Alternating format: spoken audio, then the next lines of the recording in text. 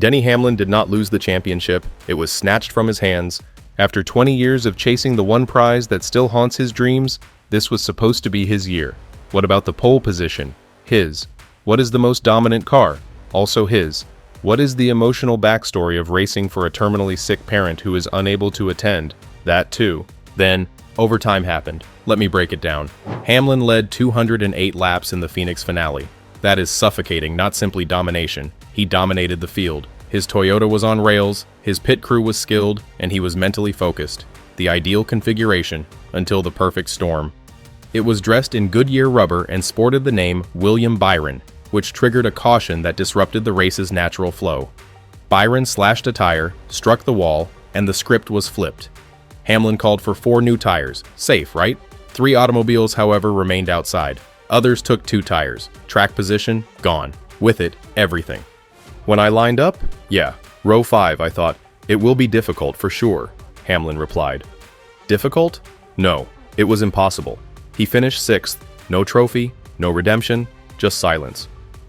I don't have much emotion right now. I'm just numb about it because I am in shock. That's about it, he stated after the race, sitting in shock. While Hamlin remained transfixed in grief, Kyle Larson grinned in disbelief. A champion who led no laps. Yes, 0. Let that sink in. We didn't lead a lap, Larson said, laughing. Somehow won the championship. He did not have the best car. He didn't even own a good car. He suffered a blown tire, lost a lap, was spared by a caution, then took a huge risk with a 2-tire strategy. Somehow, everything worked. It had much more grip than I expected. We got lucky with the last caution, Larson conceded. Lucky, there's the word again. So here we are, staring at one of the most strange, contentious NASCAR Cup finishes in history. The best driver did not win. It made little difference which automobile was most dominant. Denny Hamlin finishes as runner-up for the 2nd time in his career. We're 40 seconds from the championship, he remarked, his voice shaking. You work really hard. This sport can drive you insane since speed, talent, and other factors don't always matter. But let us not pretend that this was merely a racing mishap. No, this was the match that sparked the powder keg.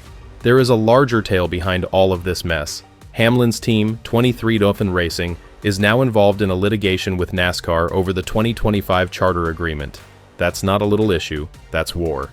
Now imagine the same driver leading the race, emotionally charged, dominating from the start, and then losing the title to a rival who didn't lead a single lap, and does so while your team is fighting the sport's governing body in court. Yeah, this isn't over. And now is where things go wild. Even William Byron, who triggered the caution that changed everything, apologized to Hamlin. Let that sink in. Byron collided with the wall due to a blown tire, which was entirely out of his control. Nevertheless, he apologized to the man who had everything taken. What about Hamlin? He could only smile, barely. In this moment, I never want to race a car again, he joked. But even laughter couldn't conceal the agony. What about his fun meter? Pegged. What we witnessed was more than just a tragic loss. It was a strike to the heart of NASCAR's system, because if this is how championships are decided, on luck, cautions, and betting on tires, then the question becomes, what is the point of racing at all? While Hamlin sat silently, Larson rejoiced with a bracelet made by his child. He did nothing wrong. He played the game the way it was designed. But perhaps that is the problem. Why the game? It's broken. Some drivers are no longer remaining quiet. While Kyle Larson kissed the trophy and smiled for photos, the NASCAR garage erupted. Fans, drivers, and insiders weren't rejoicing. They were questioning. Larson confessed that his car was average at best, yet he won the championship, while the fastest driver with the finest stats and story lost everything. Let me clarify.